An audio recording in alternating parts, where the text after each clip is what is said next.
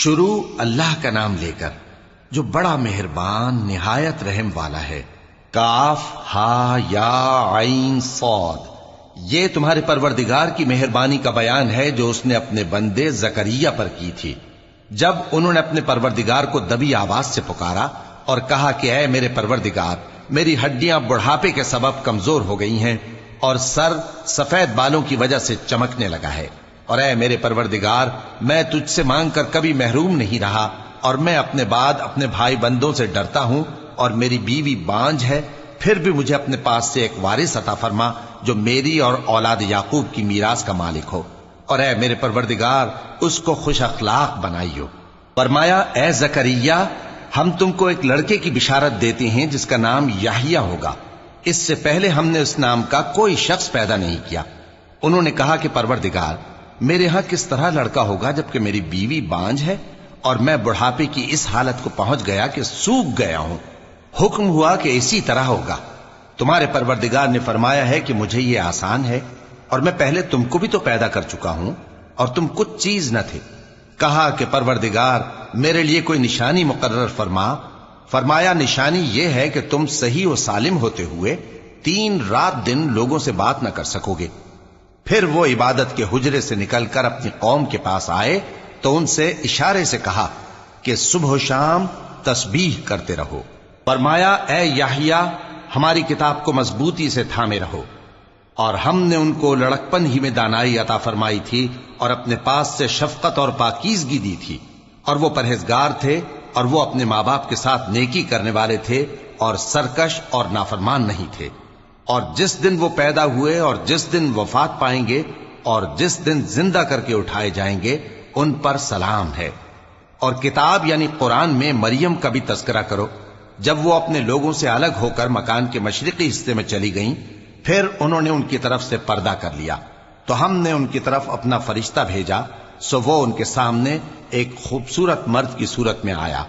مریم بولی کہ اگر تم پرہیزگار ہو تو میں تم سے بچنے کے لیے رحمان کی پناہ لیتی ہوں۔ فرشتے نے کہا کہ میں تو تمہارے پروردگار کا بھیجا ہوا یعنی فرشتہ ہوں، اور اس لیے آیا ہوں کہ تمہیں پاکیزہ لڑکا بخشوں۔ مریم نے کہا کہ میرے ہاں لڑکا کیوں کر ہوگا جبکہ مجھے کسی مرد نے بطور شوہر چھوا تک نہیں اور میں بدکار بھی نہیں ہوں۔ فرشتے نے کہا کہ یوں ہی ہوگا۔ تمہارے پروردگار نے فرمایا کہ یہ مجھے آسان ہے اور میں اسے اسی طریق پر پیدا کروں گا تاکہ اس کو ہم لوگوں کے لیے اپنی طرف سے نشانی اور ذریعہ رحمت بنائیں، اور یہ کام مقرر ہو چکا ہے۔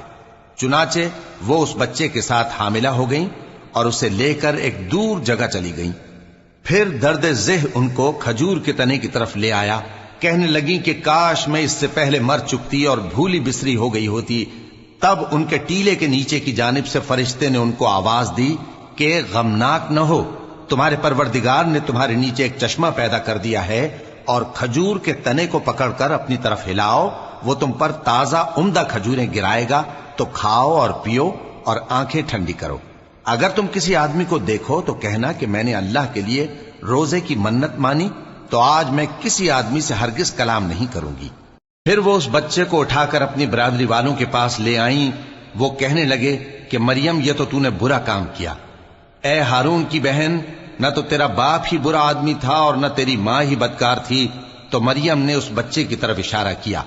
وہ بولے کہ ہم اس سے کہ گود کا بچہ ہے کیسے بات کریں؟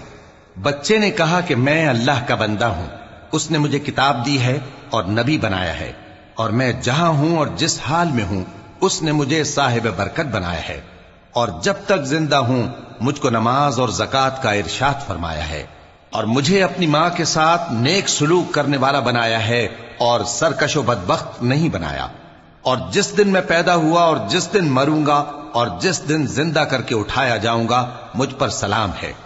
یہ مریم کے بیٹے عیسیٰ ہیں، اور یہ سچی بات ہے جس میں لوگ شک کرتے ہیں۔ اللہ کو شایع نہیں کہ کسی کو بیٹا بنائے، وہ پاک ہے۔ جب کسی چیز کا ارادہ کرتا ہے تو اس کو یہی کہتا ہے کہ ہو جا، تو وہ ہو جاتی ہے۔ اور بے شک اللہ ہی میرا اور تمہارا پروردگار ہے، تو اسی کی عبادت کرو، یہی سیدھا رستہ ہے۔ پھر اہل کتاب کے فرقوں نے باہم اختلاف کیا، سو جو لوگ کافر ہوئے ہیں ان کو بڑے دن یعنی قیامت کے روز حاضر ہونے سے خرابی ہے۔ وہ جس دن ہمارے سامنے آئیں گے कैसे सुनने वाले और कैसे देखने वाले होंगे, मगर जालिम आज खुली गुमराही में है। और उनको हसरत और अफसोस के दिन से डरा दो जब बात फैसल कर दी जाएगी और वो गफलत में पड़े हुए हैं और ईमान नहीं लाते। हम ही जमीन के और जो लोग उस पर बसते हैं उनके वारिस होंगे और हमारी ही तरफ उनको लौटना होगा। और किताब में इब्राहिम का जिक्र करो, बेशक वो निहायत सच्चे थे, पैगंबर थे। जब उन्होंने अपने बाप से कहा कि अब्बा, आप ऐसी चीजों को क्यों पूछते हैं जो न सुने और न देखें और न आपके कुछ काम आ सकें। अब्बा, मुझे ऐसा इल्म मिला है जो आपको नहीं मिला, तो मेरे साथ हो जाइए, मैं आपको सीधी राह पर ले चलूंगा। अब्बा, शैतान की पूजा न कीजिए, बेशक शैतान अल्लाह का नाफरमान है। अब्बा, मुझे डर लगता है कि आपको अल्लाह का अजाब आ पकड़े तो आप शैतान के साथ ही हो जाएं। उसने कहा कि इब्राहिम, क्या तू मेरे माबूदों के खिलाफ है? अगर तू बाज ना आएगा तो मैं तुझे संसार कर दूंगा और तू हमेशा के लिए मुझसे दूर हो जा। इब्राहिम ने सलामुन अलैकुम कहा और कहा कि मैं आपके लिए अपने परवरदिगार से बख्शिश मांगूंगा, बेशक वो मुझ पर निहायत मेहरबान है। और मैं आप लोगों से और जिनको आप अल्लाह के सिवा पुकारा करते हैं उनसे कनारा करता हूं और अपने परवरदिगार ही को पुकारूंगा। उम्मीद है कि मैं अपने परवरदिगार को पुकार कर महरूम नहीं रहूंगा। और जब इब्राहिम उन लोगों से और जिनकी वो अल्लाह के सिवा परस्तिश करते थे अलग हो गए, तो हमने उनको इसहाक और इसहाक को याकूब बख्शे और हर एक को पैगंबर बनाया। और हमने उनको अपनी रहमत से बहुत सी चीजें इनायत की और उनका जिक्र जमील बुलंद किया। और किताब में मूसा का भी जिक्र करो, बेशक वो हमारे बरगुजीदा थे और रसूल थे, नबी थे। और हमने उनको तूर की दाहिनी तरफ से पुकारा और बातें करने के लिए नजदीक बुलाया और अपनी मेहरबानी से उनको उनका भाई हारून पैगंबर बनाकर अता किया। और किताब में इस्माइल का भी जिक्र करो, वो वादे के सच्चे और रसूल थे, नबी थे।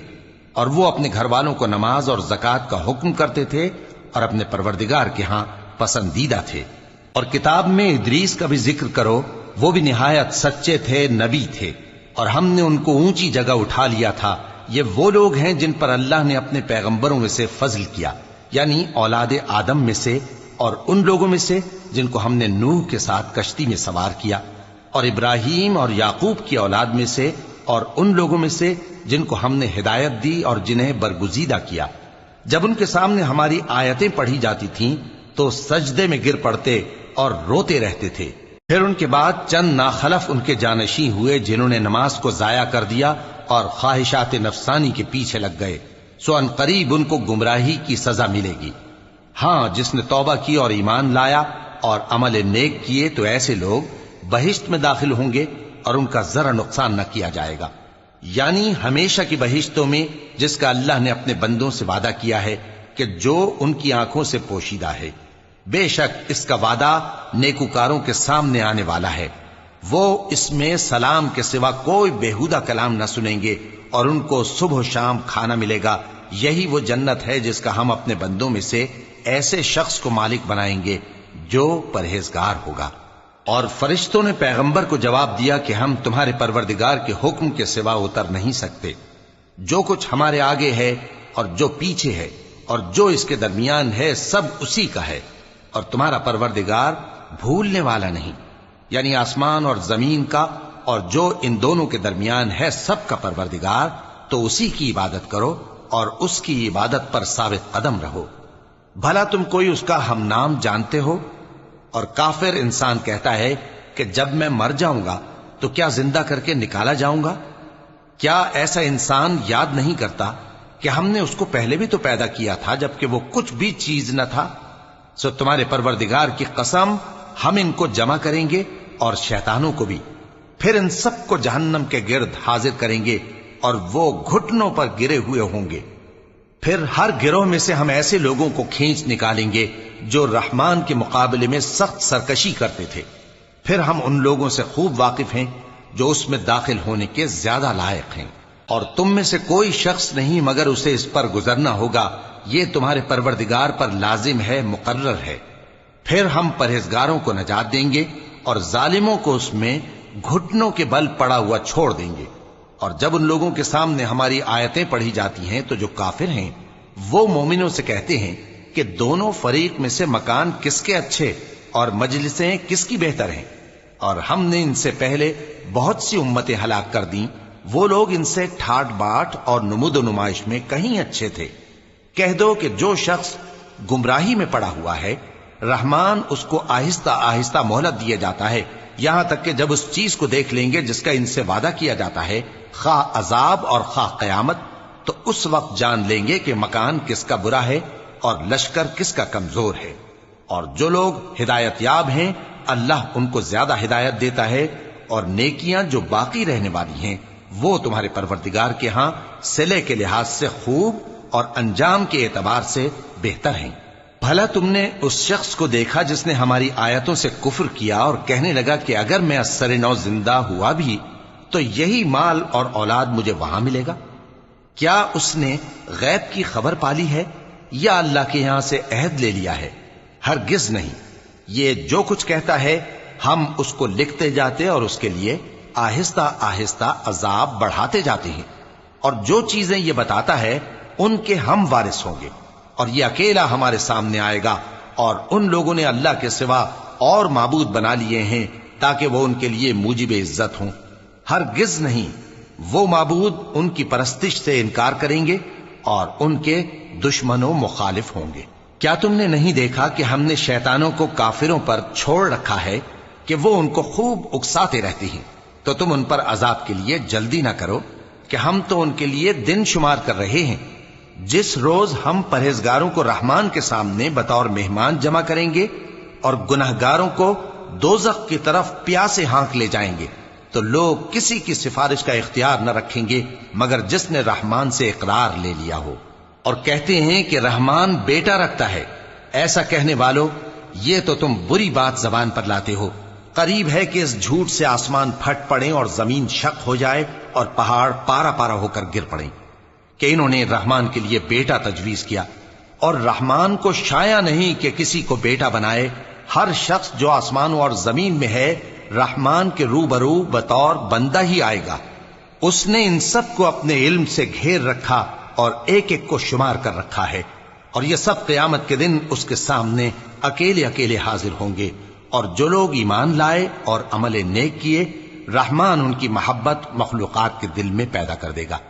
اے پیغمبر صلی اللہ علیہ وآلہ وسلم، ہم نے یہ قرآن تمہاری زبان میں آسان بنا کر نازل کیا ہے تاکہ تم اس سے پرہیزگاروں کو خوشخبری پہنچا دو اور جھگڑالوؤں کو ڈر سنا دو۔